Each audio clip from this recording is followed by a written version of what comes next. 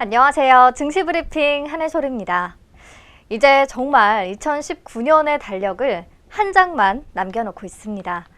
개인적으로는 아쉬움이 정말 많이 남는 한 해인데요. 남은 한 달 꽉꽉 채워서 알차게 보내면서 유정의 미를 거둬야겠습니다. 11월 마지막 거래일 브리핑 시작할게요. 간밤 뉴욕 증시는 추수감사절을 맞아 하루 휴장했는데요. 트럼프의 홍콩 인권법 서명으로 인한 양국 상황 궁금하시죠?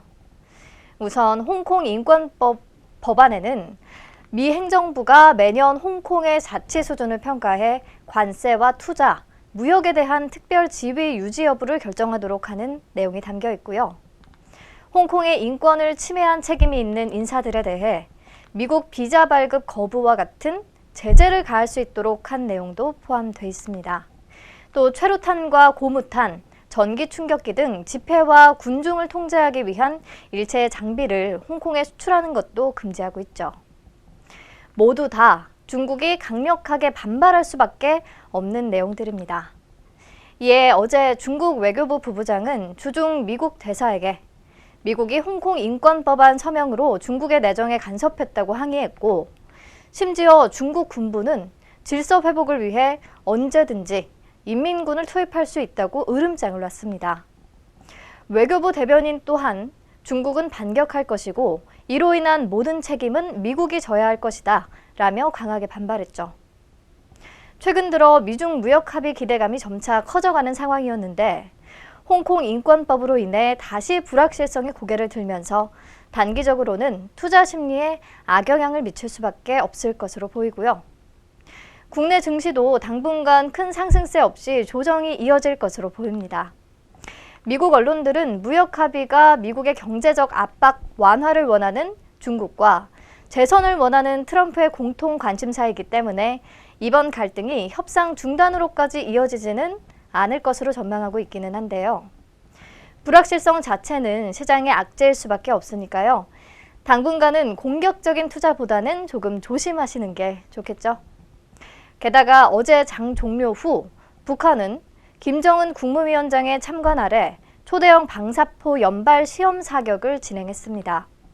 노동신문은 이번 시험 사격을 통해 무기체계의 군사기술적 우월성과 믿음성이 확고히 보장된다는 것을 확증했다고 밝혔거든요.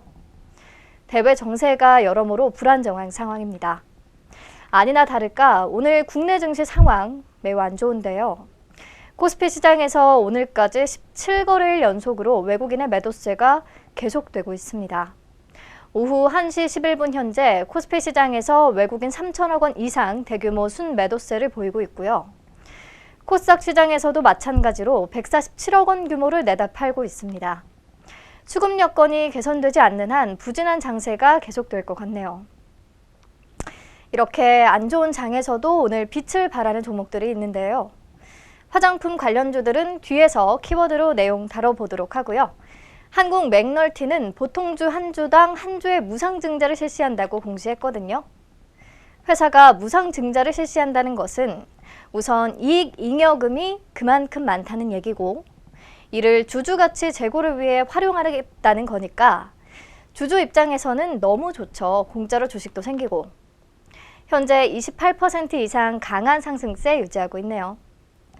네, 그럼 이제 시장 키워드 바로 만나볼까요? 첫 번째 키워드, 중국 왕이 외교부장 방한, 한중 관계 개선될까?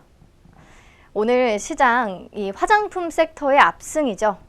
한국 화장품이 상한가에 진입하기도 했고 한국 화장품 제조와 코리아나, 토니모리, MP 한강 등 상승률 상위 종목에도 화장품 관련주들이 눈에 띕니다. 어떤 이슈가 있느냐? 왕이 중국 외교부장의 다음 달 방한 소식이 있어요. 어제 중국 외교부가 왕이 외교부장이 다음 달 4일에서 5일 한국을 방문한다고 공식 발표했습니다. 4일 오후에는 강경화 외교부 장관과 회담한 뒤 만찬도 함께할 예정이라고 하고요. 5일에는 문재인 대통령 예방도 추진하고 있는 것으로 알려졌습니다. 이번 회담에서는 양자 관계와 한반도 정세, 지역 및 국제 문제 등 다양한 주제에 대해 심도 있는 의견 교환이 이뤄질 것으로 예상되는데요. 특히 시진핑 국가주석의 방한 문제를 집중적으로 논의할 것으로 보입니다. 시 주석은 박근혜 정부 때인 2014년 7월 방한 이후 아직 우리나라를 찾지 않았습니다. 그리고 다음 달에는 중국 스촨성 청두에서 한중일 정상회의가 예정돼 있잖아요. 이를 계기로 한중 정상회담이 진행될 수 있도록 협의를 할 가능성도 있습니다. 왕이 외교부장의 방한에 왜 이렇게 의미를 두냐면요. 그의 한국 방문이 사드 갈등 이후 4년 만에 처음이거든요. 그래서 이번 방한이 한중 관계 개선의 신호로 주목되고 있는 거고요.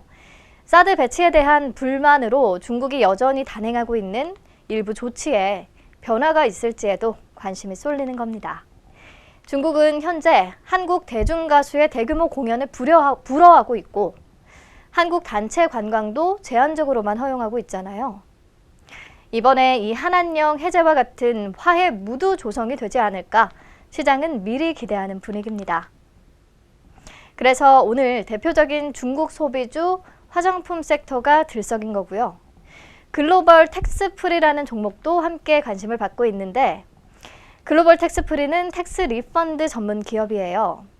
텍스 리펀드가 왜 필요한지 차근히 설명을 한번 해볼게요. 면세점은 크게 구매 전에 관련 세금을 면제해주는 사전 면세점과 쇼핑하고 난 뒤에 세금을 따로 환급받는 사후 면세점으로 나뉘는데요. 우리가 흔히 알고 있는 공항 출국장이나 시내에 위치한 면세점은 부가가치세와 개별 소비세, 관세가 모두 면제되는 사전 면세점에 해당됩니다. 반면에 사후 면세점은요, 부가가치세와 개별 소비세만 면제가 되는 곳이에요. 주세, 담배 소비세, 관세는 면제되지 않습니다. 그래서 사후 면세점은 우리가 잘 아는 듀티 프리가 아니라 텍스 프리 혹은 텍스 리펀드라고 표시하죠. 사전 면세점에서는 면세가 적용된 싼 값으로 물건을 구입하고 따로 세금을 환급받을 필요가 없지만 사후 면세점은요, 일반 물품 가격으로 구입한 뒤에 영수증을 가지고 공항에서 환급 절차를 신청해야만 소비세를 환급받을 수 있습니다.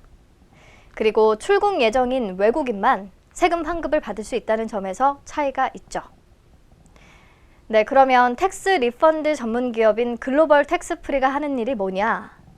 사후 면세점을 이용한 외국인 관광객들의 세금 환급 신청을 대행해주고 그 대행 수수료를 수취하는 역할을 합니다.